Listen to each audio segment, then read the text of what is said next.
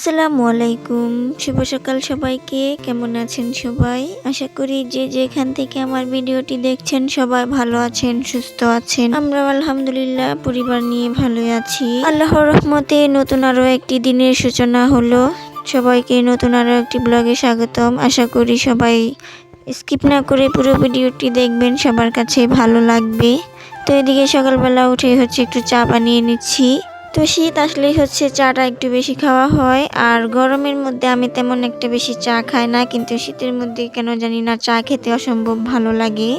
আর মনে হয় যেন একটু পরপরই চা খাই, এরকমটা আর কি। গরম গরম যে কোনো জিনিসই ঠান্ডার মধ্যে খেতে কিন্তু ভালো লাগে। তো গরমের দিন তো এমনিতে অনেক গরম থাকে, তখন আবার এরকম গরম জিনিস খেতে ইচ্ছে করে না একদমই। কিন্তু শীতের বেলা অন্যরকম, মানে তার উল্টাটা, মানে শীত আসলে গরম জিনিস খেতে ভালো লাগে, আর গরমের মধ্যে ঠান্ডা জিনিস খেতে ভালো লাগে। তো আমার মতো কে কে আছেন যে শীত আসলে চা প্রেমী হয়ে যান? তো আমি এরকমটা শীতের মধ্যে ভালো লাগে খেতে। তো চাটা এদিকে বানিয়ে নিয়েছি, আমি আর আমার মেয়ে খাবো, যার কারণে এখানে 2 কাপ নিয়ে নিছি। আর পুরাটুক ফ্লাক্সে করে ভরে রাখবো, তো একটু পরে আর কি আবার যখন খাবো তখন আর বানাতে হবে না, তো ডেলে শুধু খেয়ে নেব। তো যার কারণে বেশি করে বানিয়ে নিলাম, তো যখন ইচ্ছে হবে তখন আর কি খাওয়া যাবে। তো যাই হোক, আমি পুরোটুকু এখন ফ্লাক্সে করে ঢেলে রেখে দিলাম। এখন মুখাটা লাগিয়ে ভালো করে রেখে দেব। তো সবার কাছে অনুরোধ, আমার ভিডিওর কোনো অংশে যদি ভালো লাগে তাহলে একটি লাইক দিয়ে দিবেন, তাতে করে অনেকের কাছে আমার ভিডিওটি পৌঁছে যাবে। তো এদিকে চাটা খেয়ে গিয়েছিলাম দোকানে, আর দোকান থেকে ডিম নিয়ে আসছি, আর গুঁড়া দুধও শেষ হয়ে গিয়েছিল। তো আমি আর মেয়ে গিয়েছিলাম, তো ডিম নিয়ে এসেছি, সাথে গুঁড়া দুধ নিয়ে আসছি।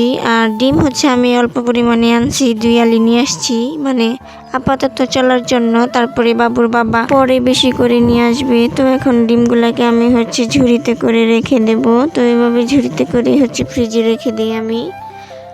তো ঝুড়িতে উঠিয়ে নিচ্ছি, আর এই তো উঠানো শেষ। এখন প্যাকেটটা আমি আলাদা করে রাখবো আর কি, আর ডিমটা ফ্রিজে রেখে দেব। এখন কিন্তু বেশ অনেক ঠান্ডা পড়েছে, তো যার কারণে একদম রোদ ওঠা পর্যন্ত কিন্তু আমাদের সোয়েটার গায়ে দিয়ে থাকতে হয়। আর এই তো এখন দুপুরবেলা রান্না করব। তো ওই দিন যে মাছ মেরে নিয়ে আসছিল, ছোট মাছগুলো যে রেখে দিয়েছিলাম, এইগুলা আজকে একটু ভাজা ভাজা করবো আর কি।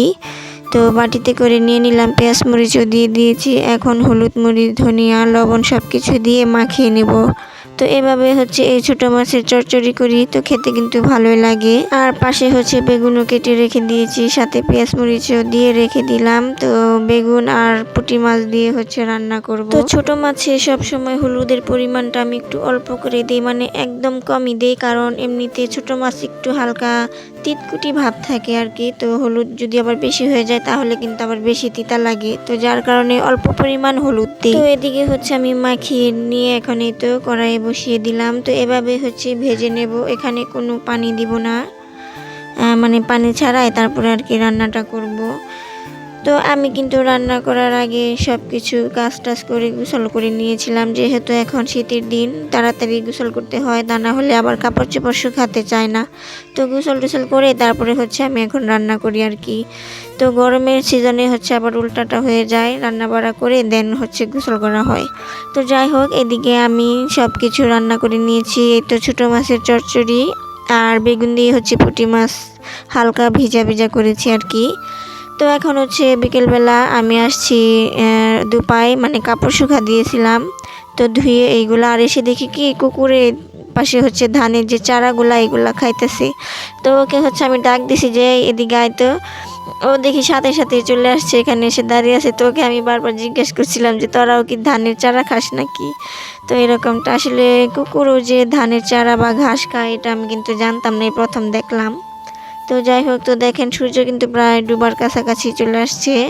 তো এখানে এই তো কাপড় শুকাতে দিয়েছিলাম, এখানে শুকাতে দিলে হয় কি যত মোটা কাপড়ই থাক না কেন একদিনেই শুকিয়ে যায়। তো এখানে দিয়ে গিয়েছিলাম, তো আমার সব কাপড় চোপড়ই কিন্তু শুকিয়ে গিয়েছে।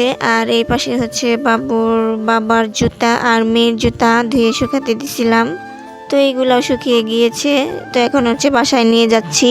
তো এদিকে হচ্ছে সন্ধ্যাবেলা মাগরিবের আজানের পর এখন নুডলস খেতে ইচ্ছে করতেছিল, কিন্তু বাসায় তো নুডলস ছিল না। তো কি করব, আমি হচ্ছে হোমমেড নুডলস আর কি বানিয়ে নিয়েছি। তো যখন হচ্ছে নুডলস না থাকে তখন এভাবে হচ্ছে হাতে বানানো নুডলসটা আমি বানিয়ে নিই, আর এভাবে খেতে কিন্তু অনেক বেশি মজা হয়। তো কে কে হচ্ছে এভাবে হোমমেড নুডলস বানান অবশ্যই কমেন্ট করে জানাতে পারেন। আমাদের কাছে তো বেশ ভালোই লাগে, তো খেতেও কিন্তু অনেক বেশি মজা হয়। তো এই তো নিয়ে আসছি, এখন আমি আর মেয়ে খাবো। তো আজকের মতো এই পর্যন্তই। আল্লাহ হাফিজ।